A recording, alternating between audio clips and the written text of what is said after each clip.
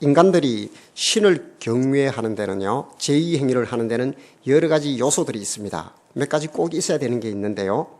당연히 신이 있어야 되고요. 신께 예배하는 예배자가 있어야 되겠죠. 경배자가 있고. 그런데 이 모든 것들을 가능하게 하는 그게 또 제물도 있어야 됩니다. 제물을 올리고 이렇게 할 수 있는 제단도 있어야 되고요. 그런데 더 중요한 것은 장소입니다. 장소. 아무 데서나 그것이 되던가요? 그래서 어느 동네를 가보든 어느 곳을 가보든 가장 영험하고 가장 좋은 위치, 그런 곳에 무엇이 있던가요? 제단 같은 게 있습니다. 제단 또는 뭐 성황당 같은 게 있기도 하고, 이거는 동서고금을 막론하고 거의 비슷하게 나타납니다. 그래서 그것을 갖다가 언덕처럼 이렇게 높은 곳 또는 이렇게 많은 사람들이 우러러 볼 수 있는 곳, 그런 곳을 장소를 정하더라는 거예요. 그래서 그곳을 신성시하기 위해서 불가침 영역으로 이렇게 만들어 놓지 않습니까? 제2행위가 이루어지기 전에는 그게 검색줄을 친다든가, 그리고 어떻게 합니까? 부정한 사람은 들어오지 못하게, 그런 얘기를 하죠. 하물며 우리가 문상 가거나 제사 지낼 때도 뭐 아이가 출산을 했다든가, 아니면 또는 뭐 누가 상을 당했다든가, 그러면 안 가지요. 그 왜 그럴까요? 신에 대한 경배의 마음을 담아서 그런 거예요. 정결하게 하겠다는 겁니다. 그래서 이런 어떤 특징들을 보이는데요. 어쨌거나 그 인간들의 어떤 신을 경외하고 예배하고 또는 제사하는 행위의 그 가장 중심에는 영험한 장소가 있더라는 거예요. 그래서 그곳에는 신을 위하는 당을 짓습니다. 그래서 오늘 본문에서는 산당으로 등장하는데요. 놀라운 것은 이스라엘의 그 역대 왕들 말입니다. 그 출애굽 후에 이들이 가나안 땅에서 정착하면서 통합 이스라엘, 그 통일 이스라엘이라 그래요. 그 통일 이스라엘은 기껏해야 3대 왕이 지나갑니다. 알다시피 사울과 또 잘 아시죠? 사울과 다윗과 솔로몬을 이어가면서 솔로몬 후대가 갈라지게 됩니다. 나라가. 그래서 남유다와 북이스라엘로 갈라지게 돼요. 그렇거나 말거나 이렇게 다 합쳐보면 왕들이 한 39명 정도가 등장을 합니다. 그게 열왕기상이지요. 열왕기상하지요. 열왕기죠. 그리고 역대기죠. 역대상하. 그게 왕들의 이야기들을 적어놓은 겁니다. 그런데 거기서 공통적으로 등장하는 게 있는데, 누가 선하냐, 누가 착하냐, 누가 악하냐, 누가 선하냐, 이런 구분이 있는데 그 기준은 하나님입니다. 하나님. 그런데 하나님이 보시는 악한 왕과 선한 왕의 구별점이 있습니다. 무엇으로 구분하냐면 우리가 잘 알듯이 다윗 왕을 갖다 댑니다. 하나님이. 그래서 내 종 다윗과 같았더라 하면 그는 좋은 사람입니다. 내 종 다윗과 같이 아니하더라 하면 어떻게 해요? 그는 악한 왕이 되는 겁니다. 그런데 말입니다. 다윗 왕을 지나서 솔로몬을 지나면서 이런 양상들은 확연하게 드러나는데요. 거기에 그 구심점이 되는 것이 무엇이냐면 산당입니다. 산당. 그런데 성경을 읽다 보면 이 열왕기상하가 그렇게 재미가 없습니다. 왜냐하면 선한 왕들이 와야 좀 배울 게 있는데 별로 그 왕들이 등장하지 않는다는 거예요. 기껏해야 다윗 이후에는 잘 알듯이 우리가 히스기야 왕 또는 요시야 왕, 오늘 본문의 개혁의 주체가 되는 그 두 왕 정도인데요. 그 나머지들은 다 하나님의 그 기준에서 벗어나 있더라는 겁니다. 왜 벗어났을까요? 저는 성경을 쭉 읽어가면서 읽기 싫은 되풀이되는 구문이 하나 나오는데요. 그것이 이들이 산당은 제하지 아니하였더라, 이런 말이 나옵니다. 그러니까 안타까워요. 어떻게 보면 하나님 보시기에 선한 왕이었다고 말을 합니다. 그런데 끝에 가서 다만 산당은 제거하지 아니하였더라.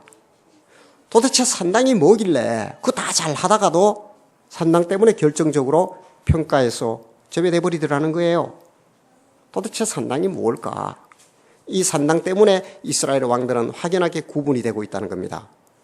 그런데 말입니다. 더 놀라운 것은 그들이 산당을 제하지 아니했지만 여전히 여호와를 경외했다는 겁니다. 그런 왕들이 많이 드러납니다. 그래서 하나님은 그럼에도 불구하고 하나님은 그들에 대한 평가가 결국은 산당만은 제하지 아니하였더라. 그 뒤에 무슨 말을 하고 싶으냐면 온전하지 못했다는 겁니다. 그래서 평가할 수 있는 왕은 히스기야와 다윗 이후에는 히스기야와 요시야 정도라는 겁니다. 예, 산당은 그야말로 어느 곳에서나 있었습니다. 지금도 있습니다. 그 일본에 같은 신도 있죠. 예, 신사. 예, 신사들도 다 이 같은 산당의 개념이라고 보시면 됩니다. 우리나라의 뭐 성왕당 역시나 그렇습니다. 또 뭐 더 큰 확대된 의미의 제2행위를 하는 것도 똑같습니다. 예, 그 다 산당적 어떤 잔재와 그런 어떤 혼합된 성향들이 그 속에 들어있다는 겁니다. 그러니까 이 산당은 어느 곳에 가든 가장 영험한 곳에 세워져 있습니다. 그런데 놀라운 것은 성경에서 이 산당에 대해서 무조건 처음부터 나빴느냐, 이렇게 악한 모습으로 드러났느냐, 그렇지 않다는 거예요. 만약에 그랬더라면 아마 제가 볼 때는 왕들이 그것을 되풀이하지는 않았을 겁니다. 그러니까 산당이 위치해 있는 장소는 신을 경배하는 최고의 어떤 경배를 드릴 수 있는 곳에 아주 귀한 곳에 있다는 거예요. 그곳에서 하나님을 경외하면 얼마나 좋을까요? 안 그렇습니까? 만약에 우리가 교회를 짓는다 해도 저 하천 부지에 갖다 교회를 짓는 것과 아주 남향으로 해서 이렇게 햇볕이 잘 들고 하는 언덕 위에 다 이렇게 짓는 거하고 이 천지 차이지 않습니까? 그렇듯이 산당은 이러한 곳에 위치해 있다는 거예요. 그리고 이스라엘 백성들이 이 산당의 우리가 기원을 알기 위해서는 이스라엘 백성들이 가나안 입성 후에 어떤 일을 했는지 보면 압니다. 그러니까 사사시대에 가나안 입성을 한 그 사사시대에 가나안 땅에 들어가니까 이 산당들이 이미 있는 거예요. 그래서 그들을 진멸하라고 했었습니다. 그러면서 성경에서 보면 정착하면서 그들이 거기에서 그곳에서 여호와를 경배하는 모습으로 드러납니다. 저는 괜찮다고 봐요. 왜냐하면 가장 좋은 위치에서 가장 좋은 장소에서 하나님을 경외한다면 얼마나 좋을까요? 그런데 민수기에서는 이런 말을 합니다. 33장 52절에 그 땅의 원주민들을 너희 앞에서 다 몰아내고 그 새긴 석상과 부어 만든 우상을 다 깨뜨리며 산당을 헐어라. 이미 들어가기 전에 하나님은 이스라엘 백성들에게 이렇게 경고를 한 겁니다. 너희가 들어가서는 그 땅 원주민을 다 몰아내고 그 새긴 석상과 부어 만든 우상과 그것들이 다 어디 있냐? 산당에 있는 거예요. 그 산당 깨뜨리며 산당을 다 헐어버려라 라고 했던 겁니다. 예, 그런 어떤 하나님의 어떤 그런 경고가 있었습니다. 먼저. 그런데 성경에서 상당히 긍정적으로 보이는 부분이 있습니다. 그것은 뭐냐면 사무엘이 사울을 왕으로 세우게 됩니다. 이스라엘의 초대 왕이 사울입니다. 사울을 왕으로 세울 때 그 기름 붓기 전에 그가 제사하러 올라간답니다. 제사하기 위해서 바마, 그러니까 산당으로 올라간다라는 것이 사무엘상 9장 19절에 나옵니다. 그러니까 모종의 어떤 결단을 하면 왕을 세우는 일이 얼마나 지대한 큰 일입니까? 이 중요한 일을 하기 전에 하나님께 물으러 가는 곳이 어디였냐면 사무엘이 물으러 가는 곳이 그것이 산당이었다는 겁니다. 그런 긍정적인 모습으로도 보이고요. 또한 다윗과 솔로몬 시대에는 합법적인 성전의 기능도 했습니다. 산당이 그렇게 우리가 알듯이 이렇게 지금 여기 개혁의 대상이 되기 전에 그렇게 좋은 기능을 했다는 겁니다.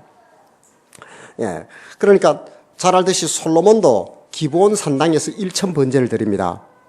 성전을 짓고 하나님 앞에 1,000마리의 소로 번제를 드리지요.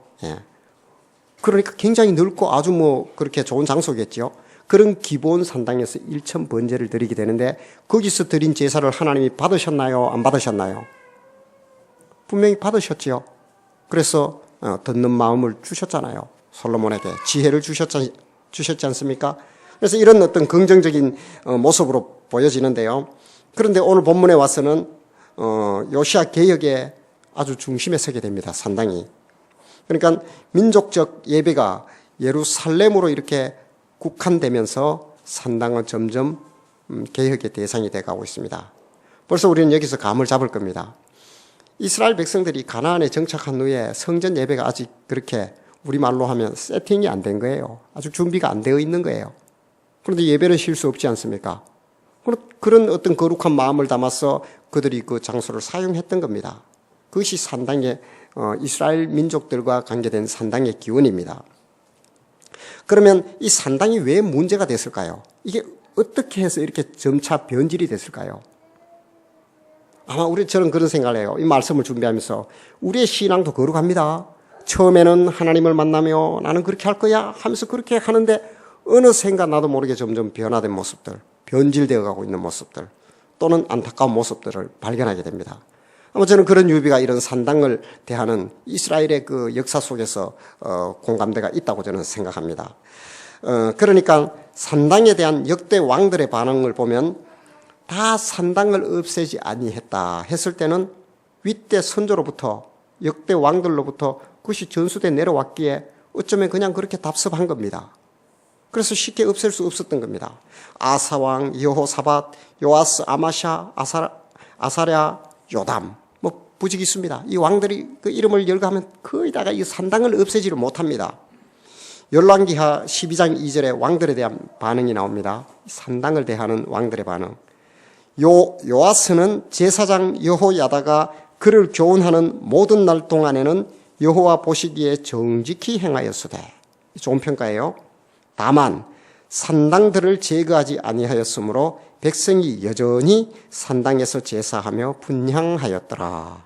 잘 나가다가 지금 산당을 제거하지 않아서 잘못된 모습들이 이제 백성들에게 전이되고 있는 모습을 보입니다. 산당에서 분향하고 제사하는데, 물론 분향하고 제사하는 대상이 누구인가에 따라 달라지겠지요. 예. 그러나 어쨌거나 부정적인 모습으로 이제 비치고 있습니다. 그러니까 산당에서 주로 행해지는 일들은 우상숭배와 음행과 관련이 있었습니다. 처음에는 그렇지 않았습니다. 예. 제가 그에 대한 에스겔서 16장에 그 우상숭배와 음행을 하고 있는 산당의 모습을 기록하고 있습니다. 제가 읽겠습니다. 내가 내 의복을 취하여 색스러운 산당을 너를 위하여 만들고 거기서 행음하였나니 이런 전무후무하니라. 그래서 에스겔서에서 이렇게 산당이 어떻게 타락하고 있는지에 대해서 기록하고 있습니다. 그리고 자식을 제물로 드린 모습들도 드러납니다. 예, 오늘 본문에 읽었는데요. 그 흰놈의 아들 골짜기라고 나오지요.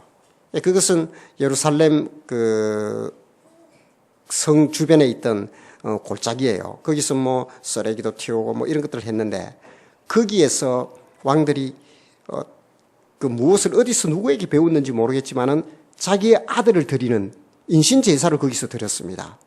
그래서 그것이 저주의 곳으로 통합니다. 예, 그게 이제 예레미야 7장 31절에 이렇게 기록합니다. 흰놈의 아들 골짜기에 도벳 사당을 건축하고 그 자녀를 불에 살랐나니 내가 명하지도 아니하였고 내 마음에 생각지도 아니한 일이니라. 우리가 좀 이해가 필요한데요. 한번 보세요. 이스라엘의 남유다, 북이스라엘이 망하고 그 남유다는 그 뒤에 한 200년 가까이를 지속합니다. 그러다가 이제 망하게 되는데요. 네. 그러니까 남유다가 망했다는 것은 그 바벨론의 포로로 간 겁니다. 하나님 포로로 보내버려요.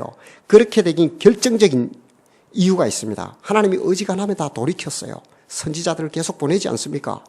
우리가 선지서에 선지자들이 그렇게 많은 이유는 하나님이 그만큼 기다리신다는 겁니다.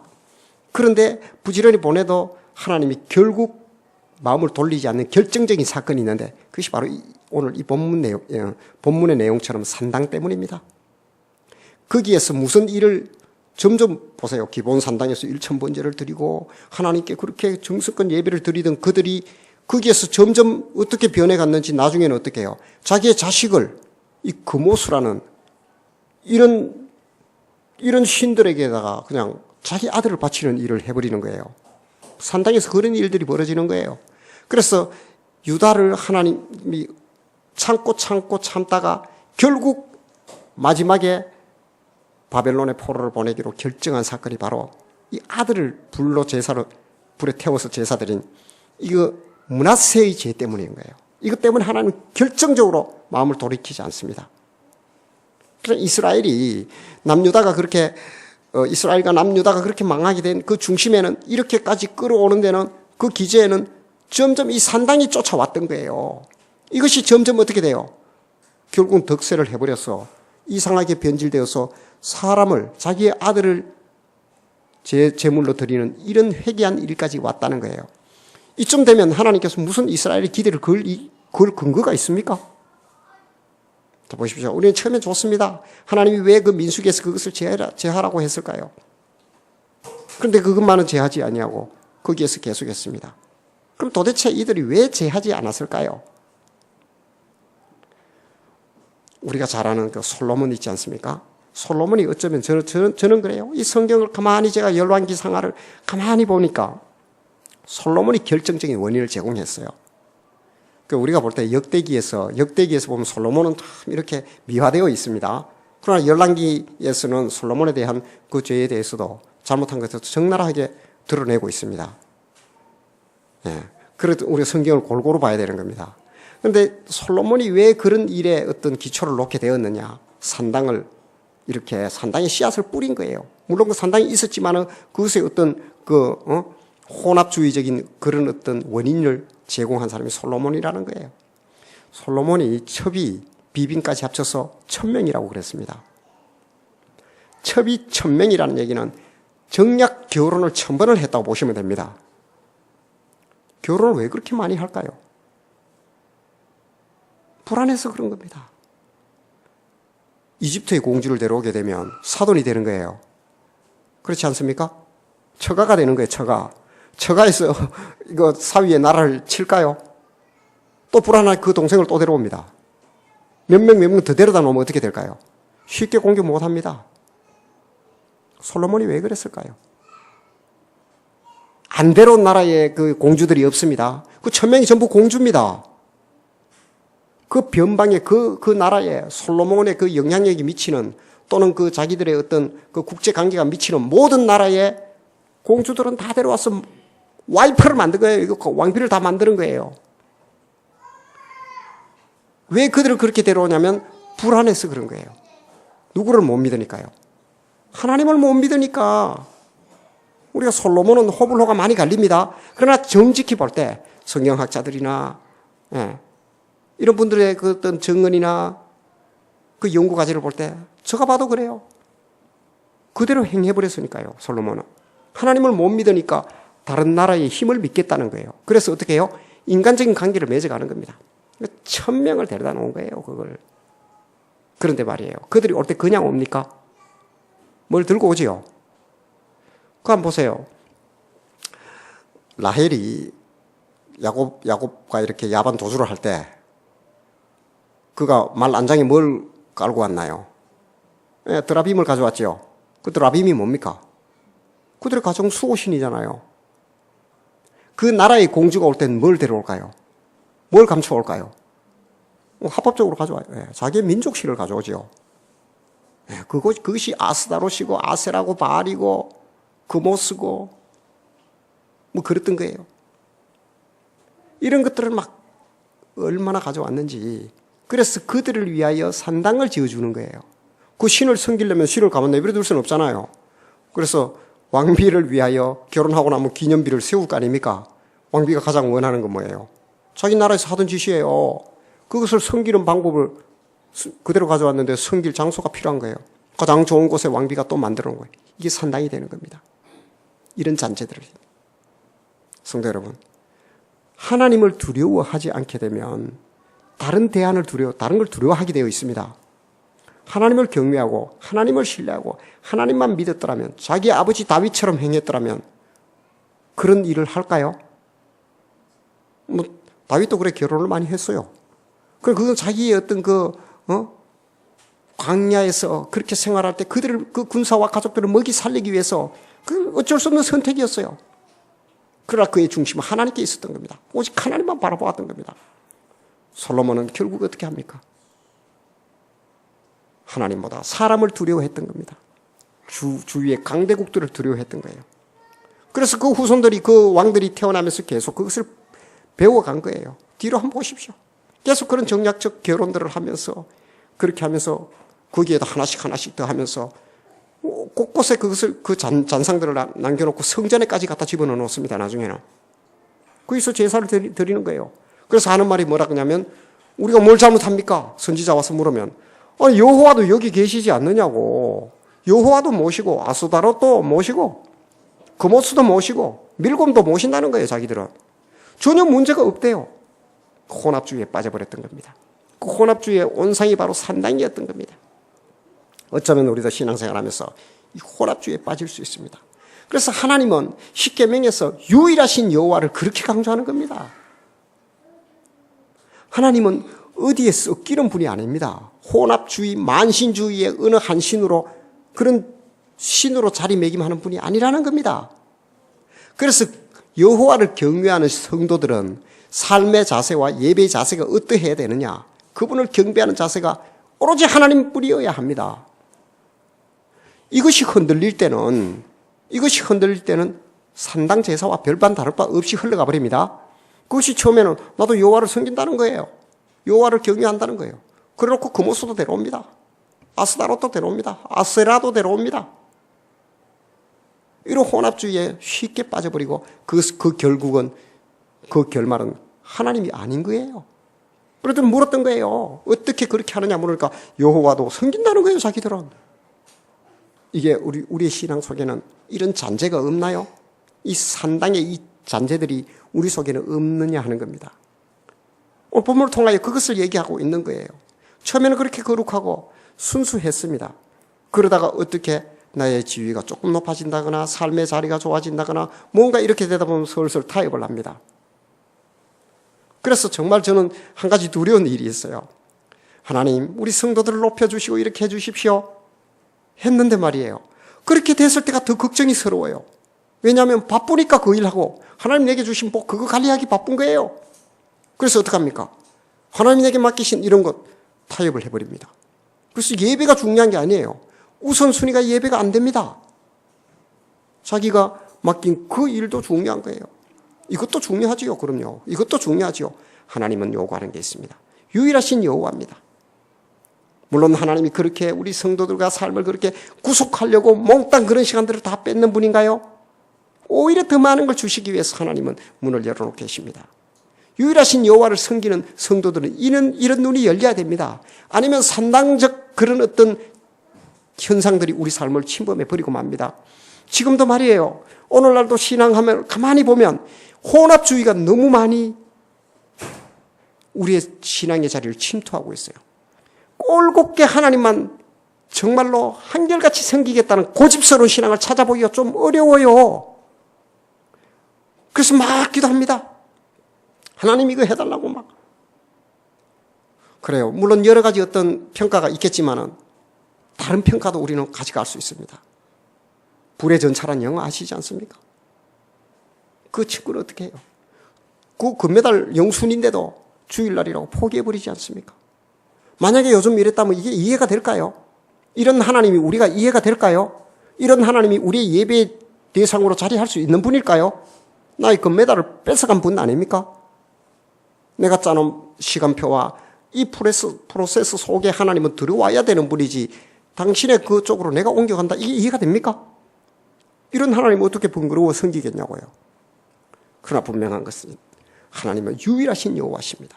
이런 만신들, 잡신들, 이런 혼합주의를 우리 속에서 배격하라고 하는 겁니다. 자기를 위하여 산당들을 짓습니다. 자기가 옳다는 거예요. 그래서 나름의 자기의 신앙적 틀을 구축해놓고 거기에 맞지 않다 그러면 그것을 찾아다닙니다. 그래서 많은 성도의 외향적인 모습은 많이 보이지만 하나님이 시선을 두는 성도는 과연 이 땅에 얼마나 있느냐 하는 겁니다. 여전히 산당들이 무너졌다고 생각합니까? 지금 보이지 않는다고 생각합니까? 되레 그 산당은 우리의 마음속으로 보이지 않게 꼭꼭 숨어서 헐지도 못하게 자리하고 있지 않습니까? 내가 정말 어떤 산당을 짓고 있는지 우리 성도님도 한번 생각해 봐야 됩니다. 오늘 주님은 그것을 흘어버리라고 합니다. 그것을 흘어야 하나님이 주인이 되시니까요. 그들은 이렇게 솔로몬처럼 왕들은 다 이런 명분을 가졌던 겁니다. 나라와 민족을 지키기 위해서는 어떻게 해야 됩니까? 정략적 결혼을 해서라도 어떻게 합니까? 그걸 지켜야 돼. 이게 나라를 지키는 것이 하나님의 뜻이 아닌 거냐 하는 거예요. 그 명분에 하나님이 동의해야 되나요? 여로보암은 다한과 베델에 산당을 세우기, 결정적인 산당을 세워서 나라를 갈라지게 만듭니다. 명분은 좋지요. 여로보암의 길로 행하였더라 그럽니다. 다윗의 길이 아니면 누구의 길요? 여로보암의 길이에요. 여로보암의 길이 뭡니까? 단에다가 산당을 지은 거예요. 네.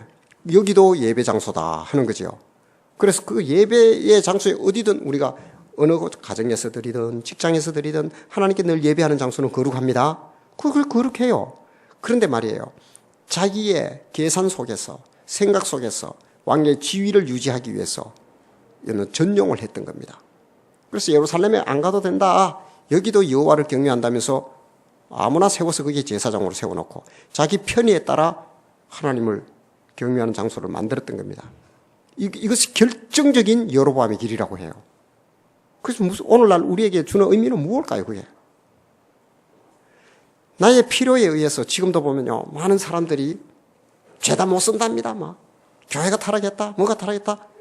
물론 제가 일면 동의하는 부분도 있어요. 그러면서 어떻게 합니까? 여기에 단을 만들어 놓고 여기만이 하나님이 계시는 곳이라는. 그러다 결국에는 어떻게 합니까? 내 마음속에 있다면서 가나안 성도가 돼. 가나안 성도는 안 나가는 성도들이에요.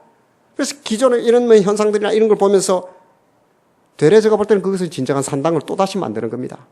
그렇게 갖다 세워놓고 있습니다. 왜냐하면 자기가 생각하는 생각의 범위 속에 들지 않으면 하나님도 아니고 아무것도 아니니까요. 점점 그 굳어집니다. 그래서 협소한 신앙 속에 빠져가지고 모든 것을 자기가 평가해버립니다. 하나님도 그의 의사에 맞아야 초청되는 분으로 전락해버리더라는 거예요. 이것이 오늘 우리가 짓고 있는 현대인들의 어쩌면 또 하나의 산당이 아닐까요? 그래서 자기는 무슨 능력을 받았다 하기도 합니다. 그리고 또 무슨 하나님의 특별한 어떤 계시를 받았다고 합니다. 그러면서 각종 산당들이 얼마나 많나요? 그 삶의 열매가 십자가를 증언하던가요? 예수 그리스도와 사랑의 흔적들이 거기에 묻혀 나오던가요? 예, 이방 신들의 풍속과 산당 제사가 혼합이 되어서 하나님이 주권이 없어져 유일하신 여호와가 사라져가고 있다는 거예요. 저도 그런 위기감을 조금씩 느낍니다. 물론 우리 교회는 저는 순수하게 이렇게 하나님 앞에 잘 진실이 주의 말씀에 따라 세워져 가고 있다고 자부합니다. 성도님들도 그렇게 마음을 가지고 다 하고 있으니까요. 그런데 말입니다. 사람은 몰려드는데 주님은 그곳에 계실까 하는 그런 의문이 들 때가 한두 번이 아니에요. 왜냐하면 제가 그런 마음을 갖게 된 결정적인 증거가 무엇이냐면 삶을 통하여 볼 때 말씀과 내가 아는 하나님 말씀과 그 삶이 일치가 되지 않더라는 거예요. 일치 정도가 아니라 이게 완전히 반대로 가더라는 거예요. 예수 그리스도와 십자가의 삶이 그 속에서 보이지 않더라는 거예요. 내 이웃을 내 몸과 같이 사랑하라는 것이 그 속에 있을까요? 오랫동안 기도를 하더라고요. 특별 기도를 합니다, 막. 그리고 특별 성례를 합니다. 그 목적이 무엇일까요? 잘 되는 나, 긍정적인 나. 그 뒷면에는 이 사회에서 비교 우위에 서겠다는 그런 마음이 있고 그것을 가지고 그렇게 한결같은 예배를 드리더라는 거예요. 그래서 그런 괴리 속에서 과연 우리의 예배하는 모습과 무리가 모였다 해서 주님은 계셔야 될까라는 그런 의문이 들었던 겁니다. 그것은 산당의 잔재가 아닐까요? 나를 위하여 신들이 필요한 게 아닐까요? 그 한 분이, 그 한 명의 신이 또한 여호와가 아닐까요? 그렇다면 이것은 혼합주의입니다.